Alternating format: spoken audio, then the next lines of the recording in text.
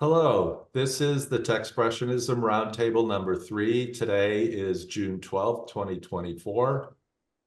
My name is Michael Pierre Price. I'm an artist out of Phoenix, Arizona.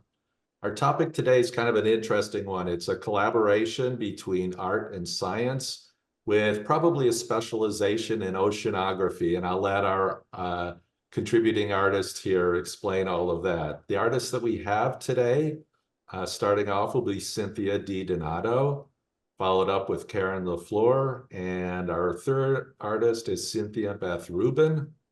And what we're going to do today is to talk a bit about what their projects have been that they've been working on several months with a particular scientist.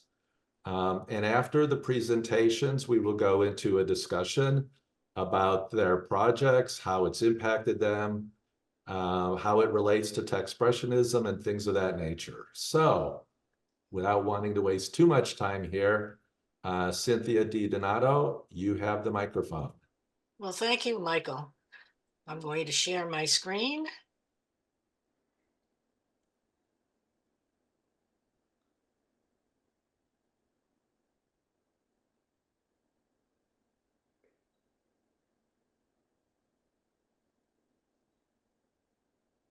Today, I will begin with a brief history of Synergy 2. For me, it began with Art League of Rhode Island. I've been a member for 10 years, and both Karen LaFleur and Cynthia Beth Rubin, who are with us today, are involved in the latest iteration of this scientist and artist collaboration. First, let me tell you a little bit about Art League and the history of Synergy.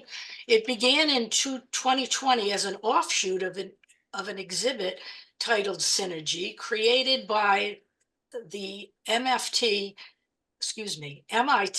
and the Woods Hole Oceanographic Institution. And this occurred from 2013 to 2014. Then this new iteration of Synergy was first dubbed Synergy 2, but now what we refer to as the original Below the Surface exhibition. So there's no confusion. Synergy 2 and Below the Surface are involved with the same kind of concept. In this new project, Art League Rhode Island teamed up with the HUI graduate program of oceanography. The goal was the creation of a set of artworks to create a public interest in ocean science and discuss scientific concepts in a digestible way. Below the Surface 1 featured artwork of 11 teams of artists and scientists, and of course, each team focused to work together to create an aspect of the ocean scientist's particular research. Below the Surface 2 existed concurrently with Below the Surface 1 by interweaving artists from around the country.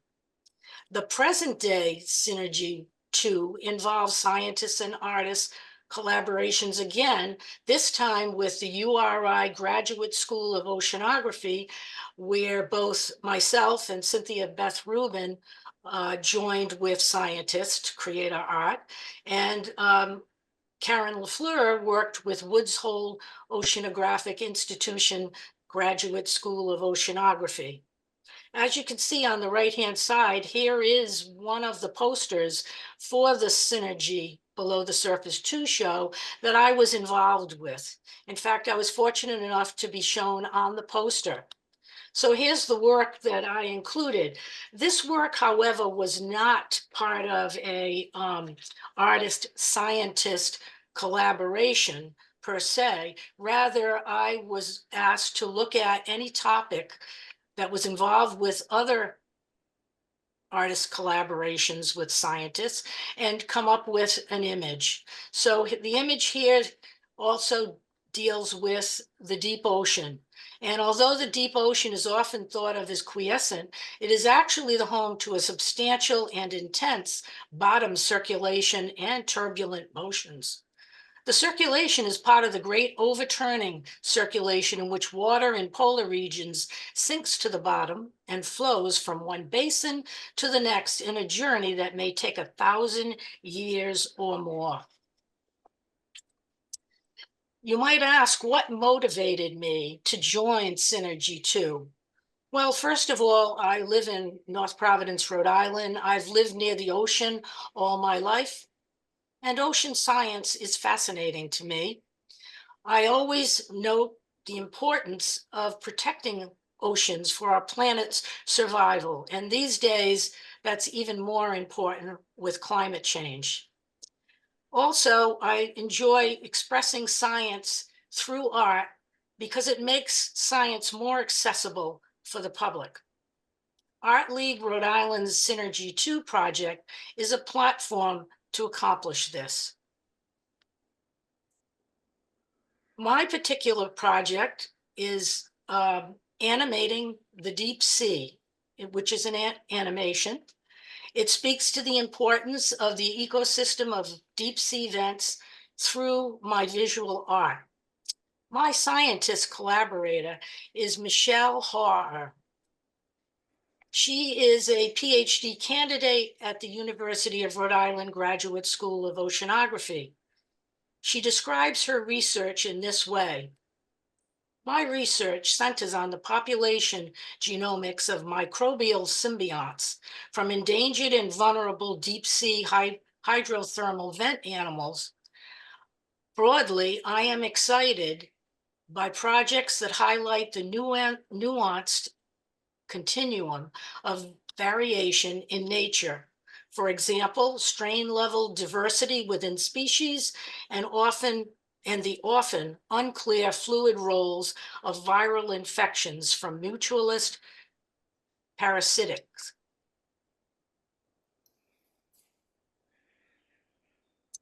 Right now, I will show you a trailer of my longer piece called Animating the Deep Sea.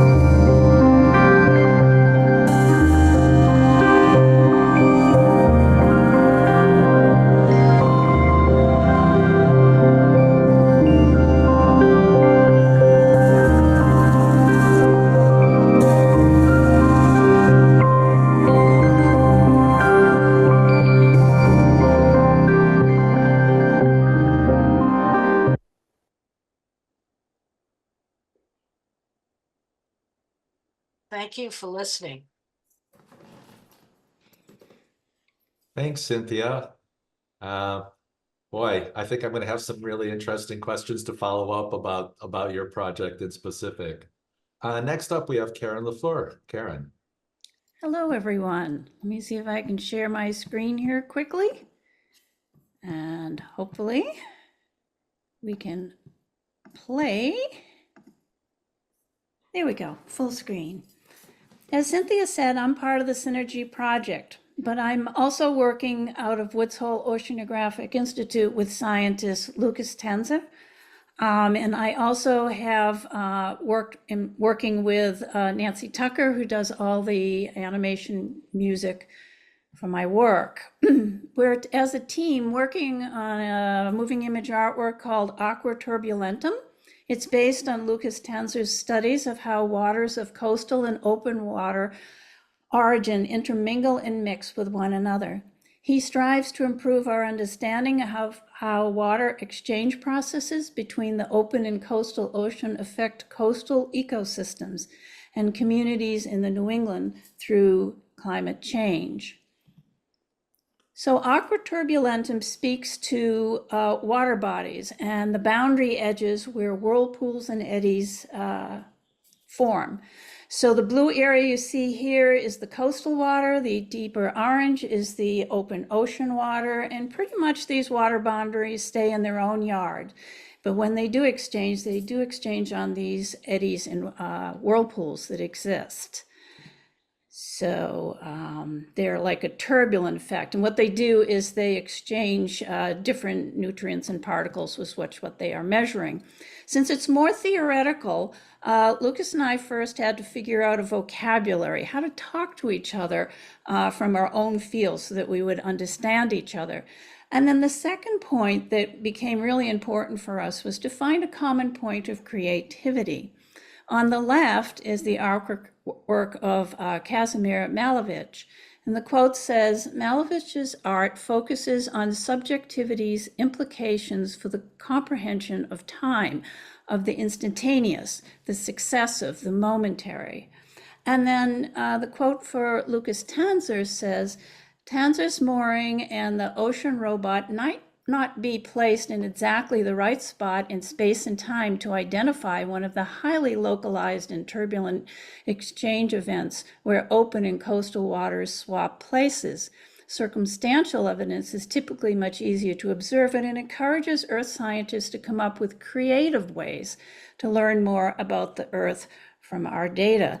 So we had our point of connection. This discussion period went from about November through till March.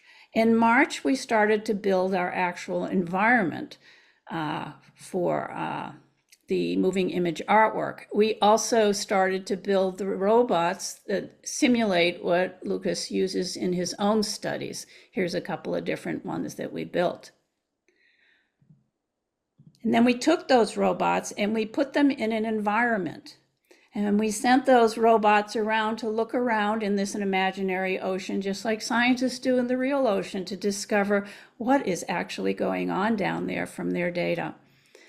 At this point, we started to put the data into our moving images. And at first we thought things were moving along just fine. But just in the last 3 or 4 weeks, we realized that the data that we were using was over a year. And even though it moves dynamically to show these eddy changes, we couldn't really show the whole year all at once. So we could only show about a month and a half. So we decided together now as a team, not as an artist, not as a scientist, talking to each other, but actually collaborating back and forth. Like, what if we do this? What if we do that?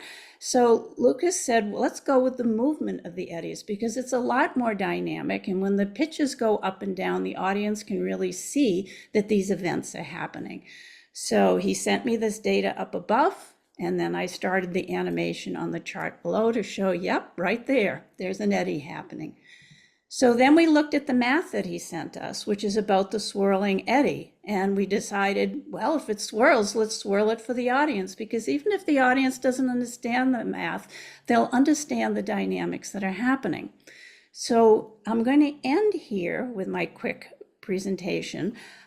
Showing you how we're taking an eddy along an ocean boundary of water, and you can begin to see this chart as the events happen, and then the math comes in to show that there's actually human thought and passion to understand what's actually going on in this invisible world that has a huge effect on our oceans.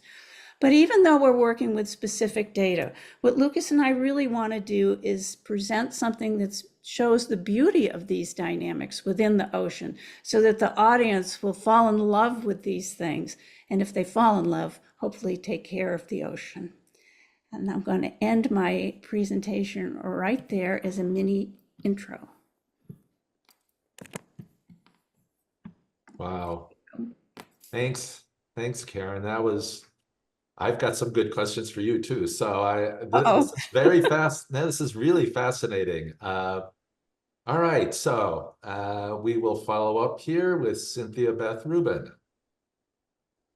Okay, let me share my screen. I think, I'm not sure what happened here. I'm going to have to stop my share for a minute. I seem to have lost what I left open.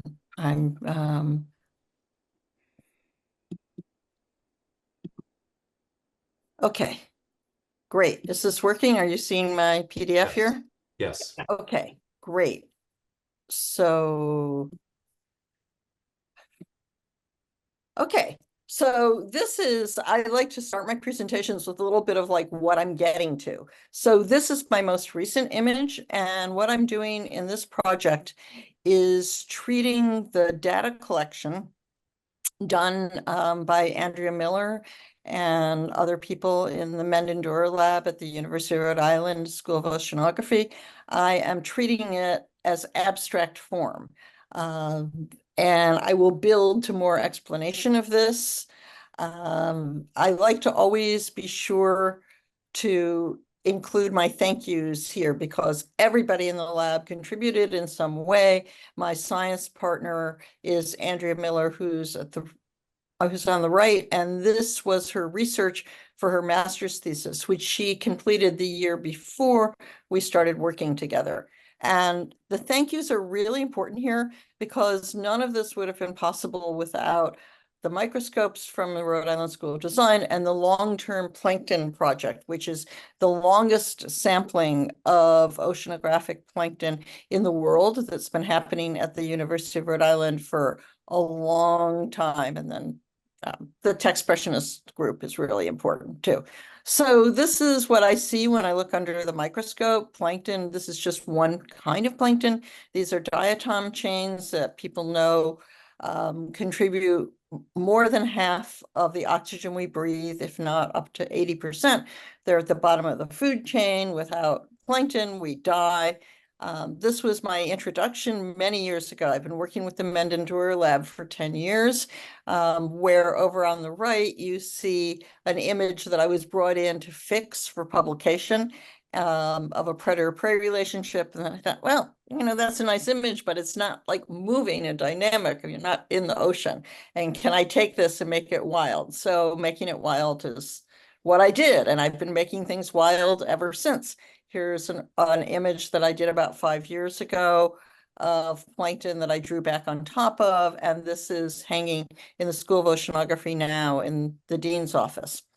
And I threw this slide in just to show that I am able to do this project because at some point I've done animations, I've done augmented reality, but I'm in a moment where I am returning to my kind of painterly roots, collaging, cutting up, and drawing. And that parallel project added so much to what I'm doing now. So here is Andrea's data that she collected over the course of the year, showing temperature changes, nutrient changes. And she came to me when she was presenting this for her master's thesis and said, how am I going to make this work? And I suggested colorizing through the year, and then we were off. That sat with me for a year, but it took a while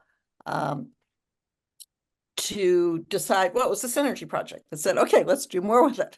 So here is one of the graphs, and with experimenting, we decided to put it into a fluid curvy form that would be artier. But you notice if you just colorize and overlap, what happens is that in the lower left, you're seeing green, which is actually continuous with the chlorophyll, that's the darker reddish. In other words, plain overlapping doesn't work to give the correct science. And so I started making abstract forms. This is heat or temperature. This is chlorophyll, which I colorized actually using cloud textures. And I made it by itself because it's so beautiful. I love the chlorophyll, the way it turned out. And this is salt, which the texture was actually derived from my own pictures under the electron scanning microscope. And this is, in fact, the picture that it came from. And then I started putting them together. So treating it like abstract form. In this version, I'm showing a bit of the graphing, the months at the bottom, and the scientific material so that scientists will see this right away as a chart, but the general public will go, oh, that's a beautiful painting or beautiful print. And here it is without the scientific clues in it, the graph clues, but kind of, so I like them both. I want to talk about one of the real challenges I had. So in this one, you can see there's an overlap of the nutrients, the nitrates and phosphate interwove, and that was really difficult to deal with. If I put one on top of the other, it didn't work. So I experimented. For me, this was kind of a breakthrough in my process, and actually had to go in by hand and cut them back and forth and go back and forth. These are the kinds of things that look so simple to other people, but if you're the artist working on them, they are very complicated of making all the layers in Photoshop to cut through. And then this is the final image that I came up with, and I added ammonium as well as, of course, the flying plankton and some of the ones that floating plankton and some of the ones that I drew on the side.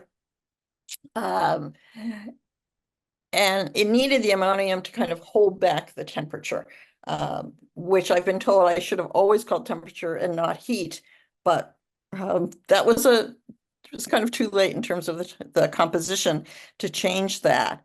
And the reason that I've been consistently using temperature is because it's the one thing that everyone knows. The nutrient stuff is a little bit abstract.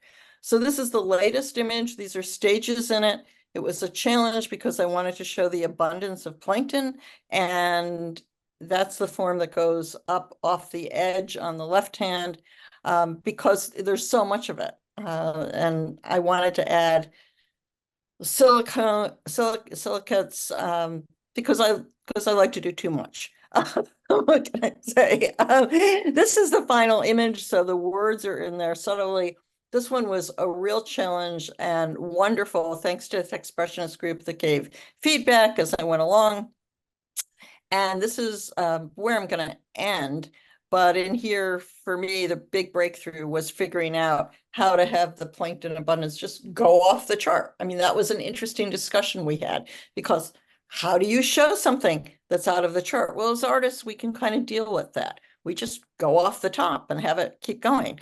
And I filled the texture. I made the texture out of plankton and put in a lot of plankton into the image. So that's where I am right now. So thank you, and I will stop the share. Wow. Okay. Wow. So you all three have really interesting projects that you have been working on. Are you all still in the middle of your projects, and are you close to completion, or where do your projects stand at this point? Whoever wants to step in, please feel free. Go ahead. Well, speak up. I can jump in. I feel that this part of the project, using the data that I started with, is pretty close to finish. I have 4 images that I can exhibit, and we have an exhibit coming up in August. I am interested in the whole concept of creating abstract form out of data, and I see a lot of overlap with what Karen and is doing, and even I think the way that Cynthia is thinking of how do you make something that appeals to the scientist and stays scientifically accurate, and at the same time is actually really arty. I mean, we've all seen a lot of imagery drawn from data, but then the scientists, it's a difficult thing to really interweave it to appeal to both audiences. So I see this as something that I want to keep investigating. This particular work with the data that Andrea collected from her master's thesis is pretty much completed. Okay. Karen or Cynthia DiDonato, any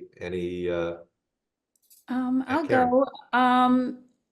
Both Cynthias are working through URI, which is a program that started, I believe, Cynthia, over a year or more ago. So they've had quite a while on their projects. Our project started in October, really. So, and now the exhibits are coming up in the summer. So we're on an accelerated scale. So I would say that we're 3/4 of the way there, still a work in progress, and Okay. heading towards the finish line. All right. Yes, and if Karen, are you finished? Yes. Okay. I'm probably 90% finished. I'm working on finishing up the longer animation, obviously. Meeting with my scientist next week so she can look at the entire animation and make comments about what she thinks, may be working or not working, and hopefully there won't be too many of those. So looking forward to that happening. I do want to say that the last part of my trailer did not come through, in which I too thanked, many thanks to the Techspressionist co-working group, to Karen LaFleur, who was very instrumental as an animating advisor.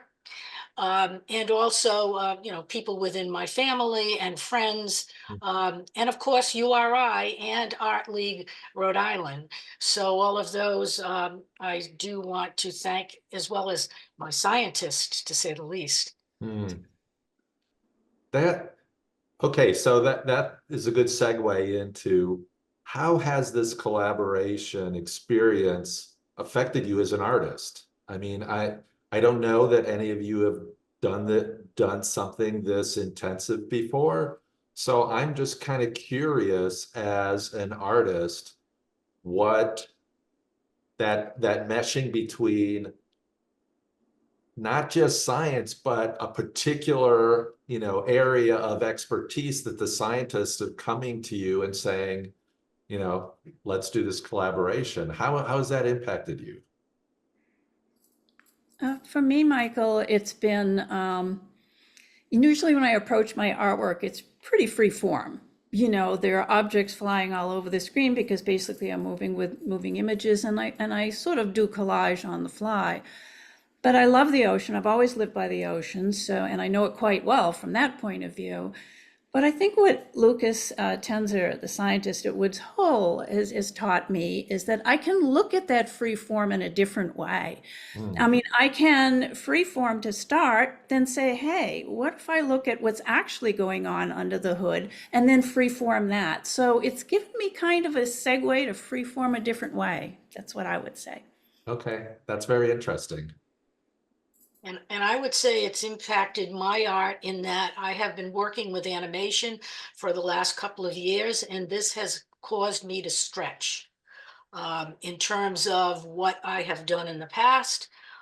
So I think that has been really important to me. Also, very important to me, which I mentioned earlier, is as a retired educator, educating the public about science is so important. And with art, between color and movement, we're able to attract people and say, oh, here's a message that I perhaps would not have been able to enjoy or understand well, and yet here is something that works. And for me, the beauty of the deep sea, I think, is extremely attractive, and some people don't realize, perhaps what resides there and how important it is. Very Okay. good points. I agree. So my situation is a little bit different because I had been working with the Mendendura Lab for about 10 years. And when this project came along, I mean, I wasn't sure I was going to continue because I'd already done animations and augmented reality and the drawing that I showed you. But I felt intrigued by the idea that other people were doing it at the same time. So what this project has actually brought me is learning a lot from Karen and Cynthia, who are here, really valuing the input of the co-working group and of other artist friends who have looked at the work.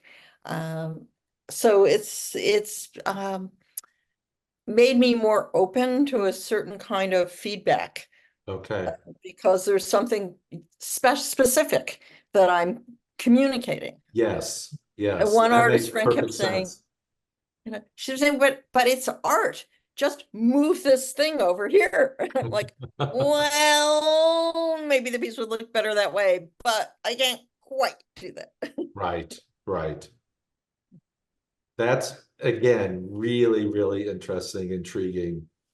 Now, because Techspressionism is the, platform that we're, talking up through here in this roundtable, technology, the use of technology obviously is a very key and critical part to make all of this happen.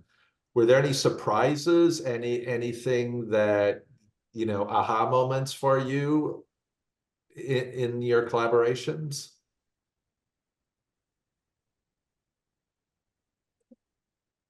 I'll Anything? go again. We started off with his science and of course my animations he had seen before.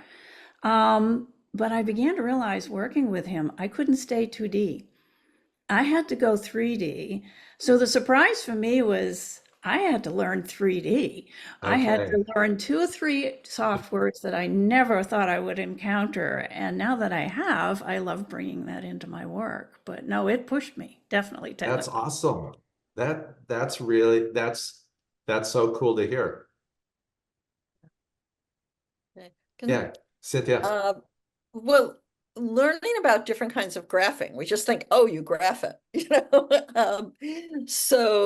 and I showed Andrea's original graphs, which were interesting. But then when I said, can you output those so that I can use them? And then we had pointy graphs, and the pointy graphs didn't give such beautiful forms. I said, what happens if you make curved graphs? And that whole thing of developing a vocabulary of from just how to present the science visually so that I could work with it. And I wanted to mention that I relied heavily on Data Wrapper, which is a free online platform, and I do have them in the thank yous.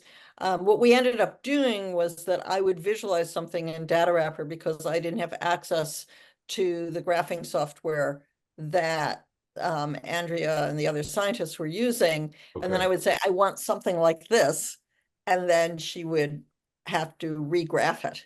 Oh, interesting. Okay. And then another little point here is communicating that I needed things as a PDF, that a low resolution ping wouldn't work for stretching it. I don't have the Okay. patience that Karen has to redraw everything.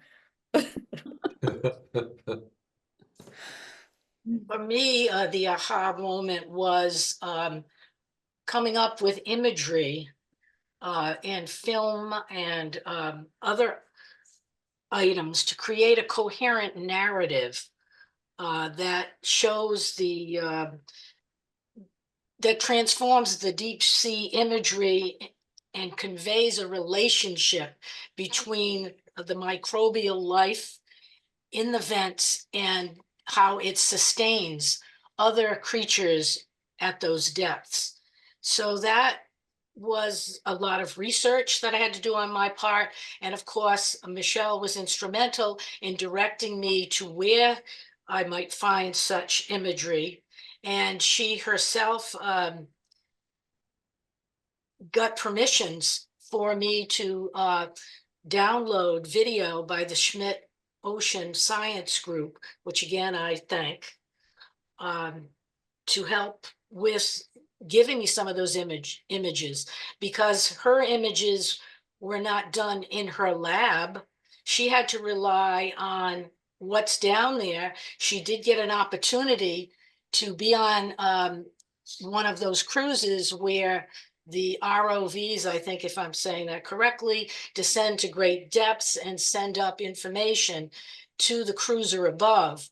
And Okay. so I was relying on what she could tell me about that, and also what she could point me to do research. So there were many months of research, for sure.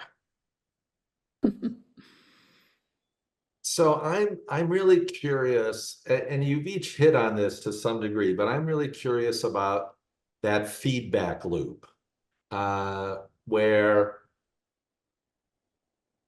how did that work for you? What were there?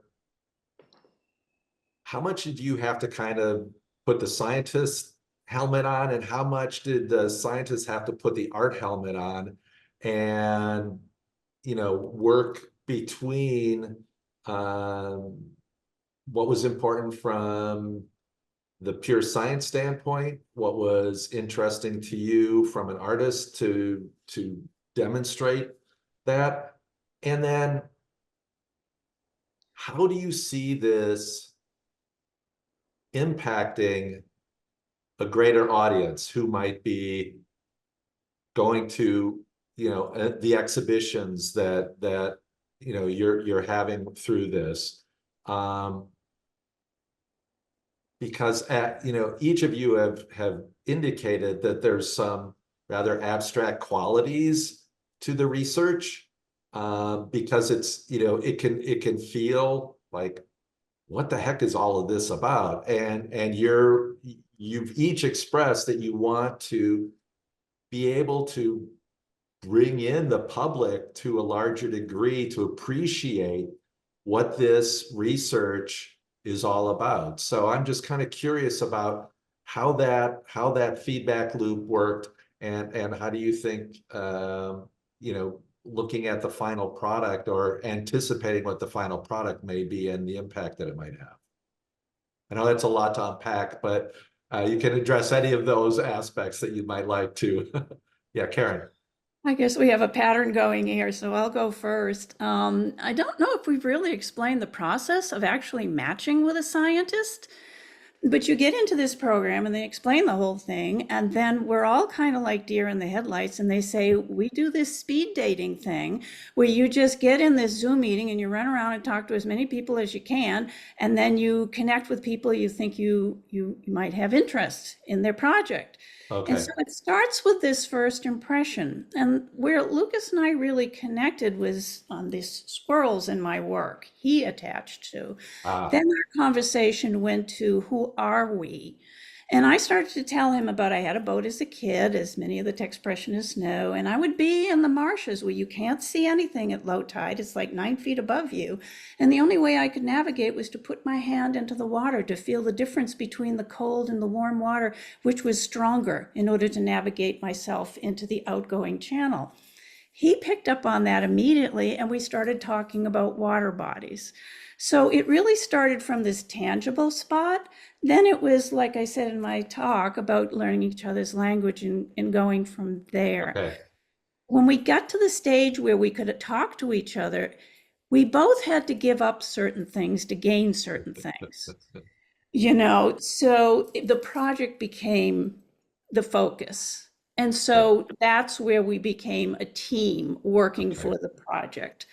And as far as the public goes, we both love the ocean, so we want them to fall in love, even with these invisible parts.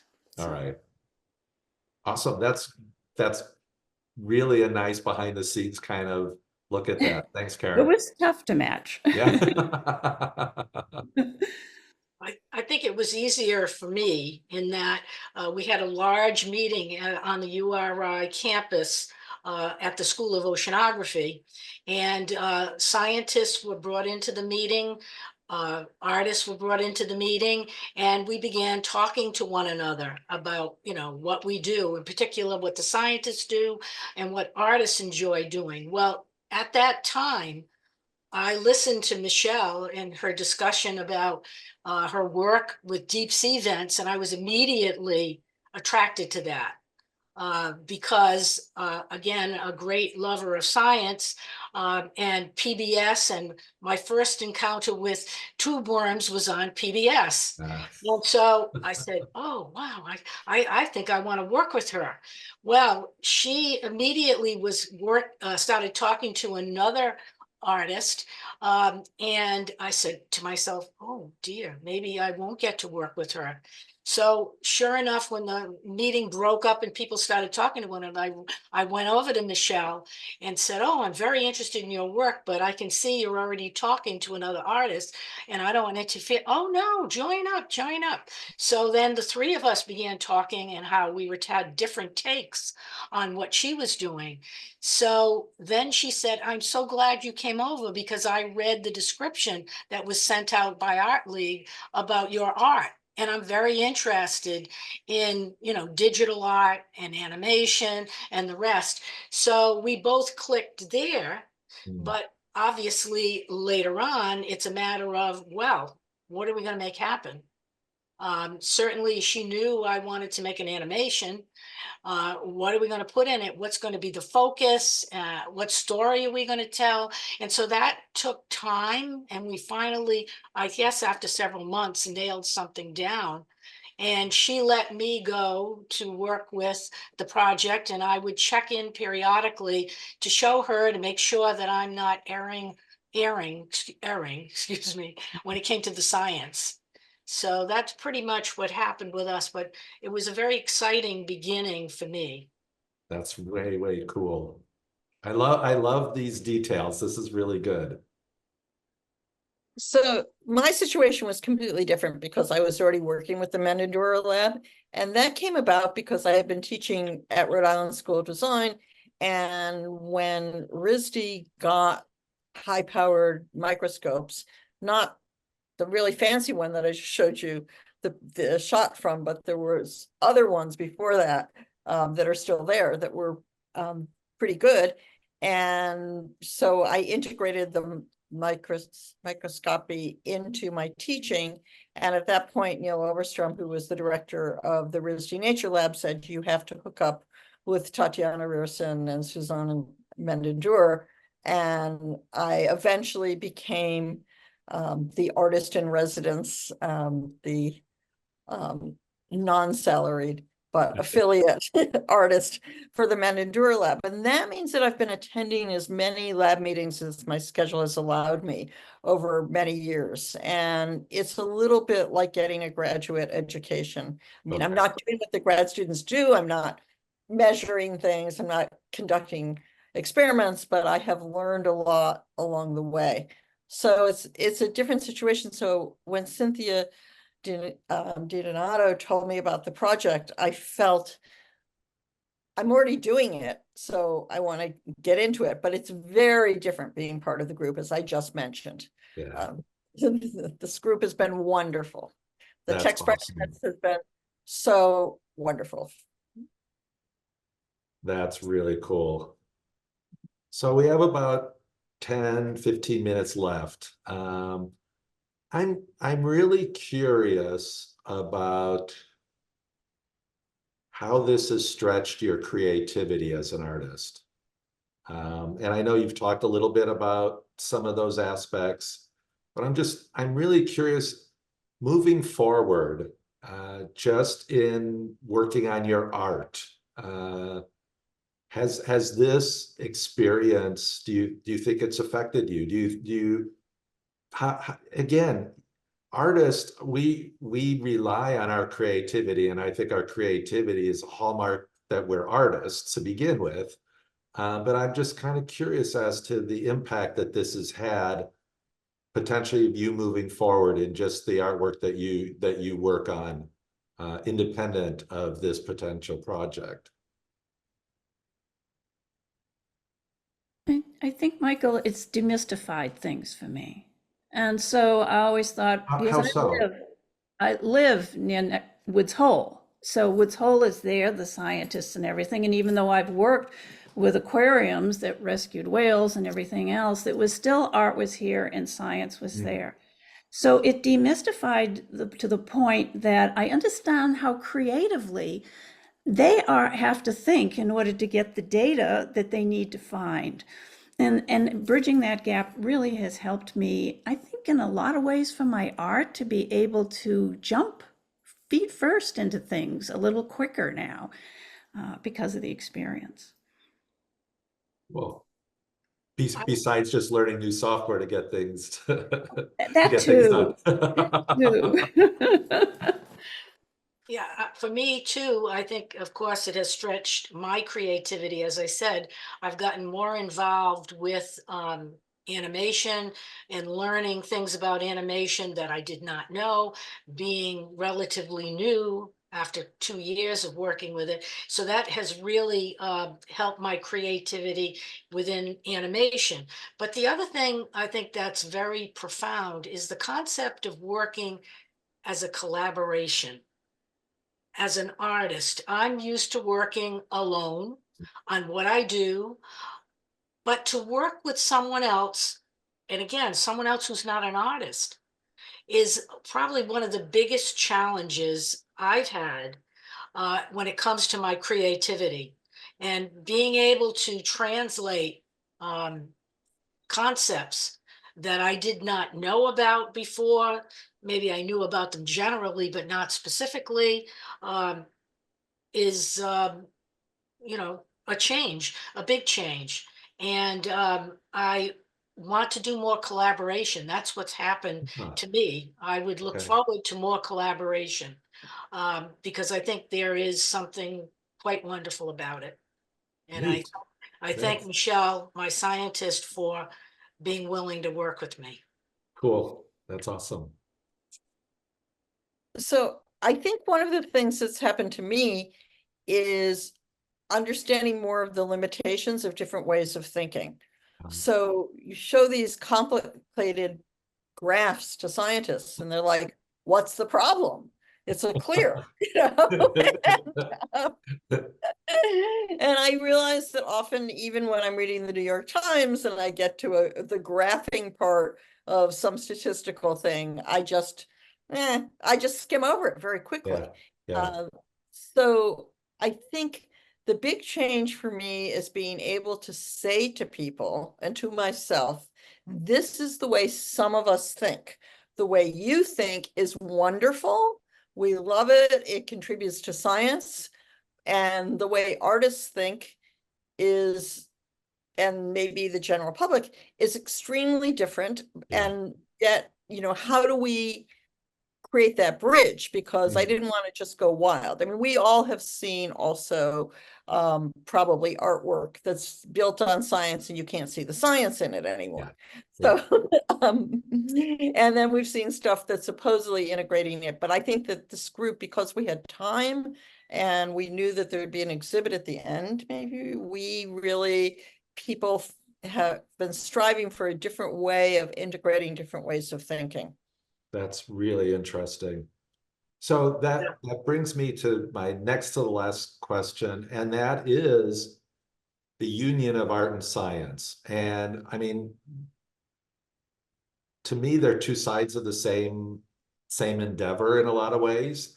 And I'm just curious, just briefly, do you have a new sensibility about art and science? Through your experience? I definitely have a new sense. I think the marriage of art and science is imperative if we're going to, for the future of the planet. And the fact that science deals with truth and art also attempts to deal with truth. And so I think they are a wonderful pairing. Hmm. That's a great insight, and I agree with you very, very strongly. Thanks, Cynthia. I agree totally with what Cynthia just said. And again, I thank Lucas Tenzer for all his input on this project. He's taught me so much more about the ocean than I ever thought I would ever know, even though I live next to it. And also for Nancy to bring in the soundscape, which is a whole different topic. But at the same time, there's that, like I said before, this demystifying, so that art and science are part and parcel of the same thing. And when some of the people, especially in my team with the Woods Hole group, they're doing their PhDs at the same time. They're giving conferences, and their interest in art to be able to dialogue the science back to the public is very, very strong. So the bridge is there. We just need to have more programs like Synergy to get us together, really.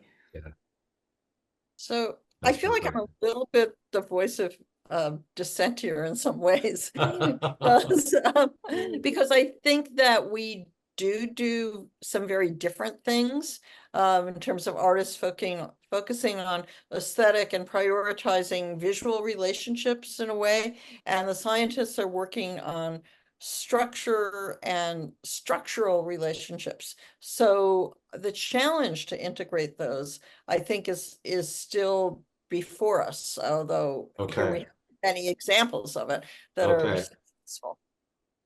But I also think that scientists need to see and understand art and incorporate it within their work.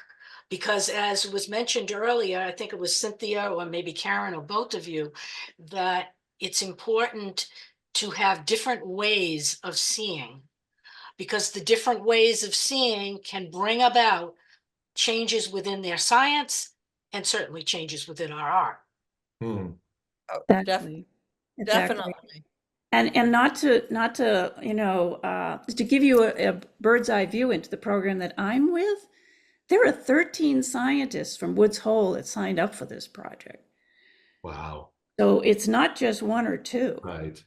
So, But I guess my question would be, were they excited about it being really challenging art, or did they initially think that it was going to be more illustration, or what we generally think of as straight data visualization, which is just traditionally different ways of creating Yeah. graphs, which has its own wonderful exploratory group. Oh, So that's a it's great point. Yeah, it is. It is. And I can only speak from the group that I've been in, Cynthia.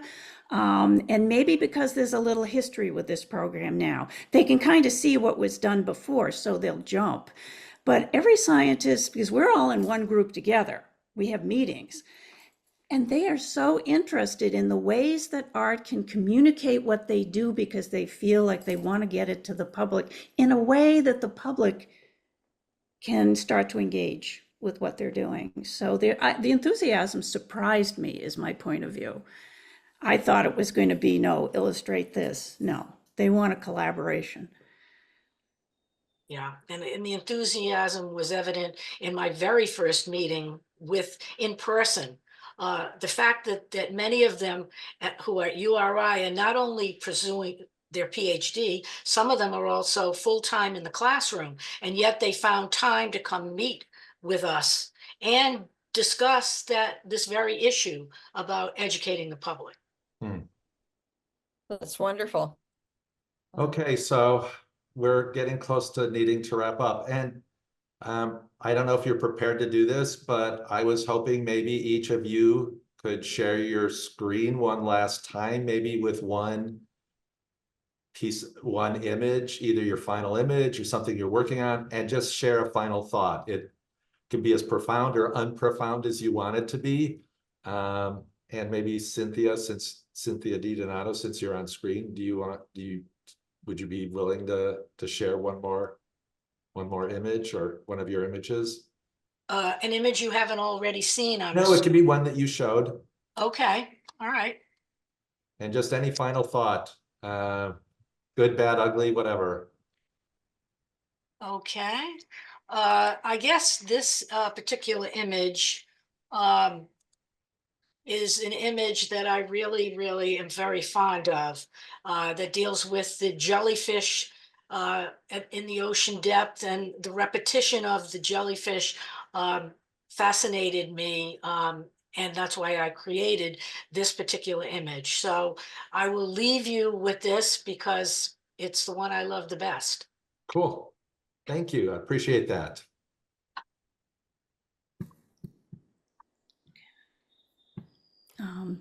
So I'll share a final image here. It just might take me a second to get That's to, okay. Don't worry about it.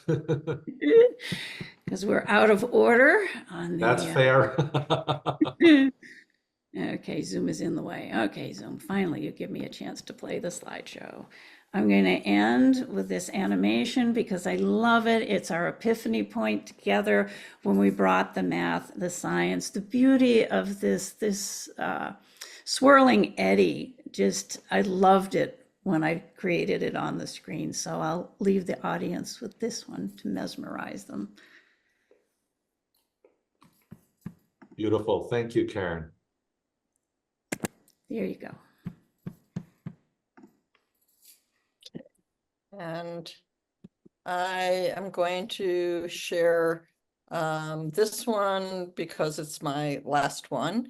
And one of the things that I love about this is I did this one after I had been to see the, I used the really high-powered electron scanning microscope, so I have some interesting imagery of plankton in there, and it solved the problem of plankton abundance going off. By the way, the year that we're following here, as you can tell from looking at temperature, summer is in the middle. It's winter. Okay. And so then in the winter, plankton just went off the charts. And that was an interesting, I like this because of the problem solving, that the silicate I used as a transparency on top, but had to change the colors quite a bit. And some of the deciding when to outline forms and when to just let them sit. So here the plankton abundance is outlined. And I didn't say this before, the bottom is actually broken plankton. So they fall to the bottom, and their shells disintegrate and become shell isn't really the right word, but they become part of the ocean environment. And so there they are down at the bottom, these broken diatom chains. They look like creatures, but they're actually individuals chained together. So the translucency in this, and the fact that it has temperature, and that it has the guys and plankton moving around, and that it feels like you're in the ocean, came together for me. So Awesome. stop my share. Well, this has been fascinating, and I really, really am honored and grateful for the three of you to join me today in sharing your experience. And with that, I am going to sign us off.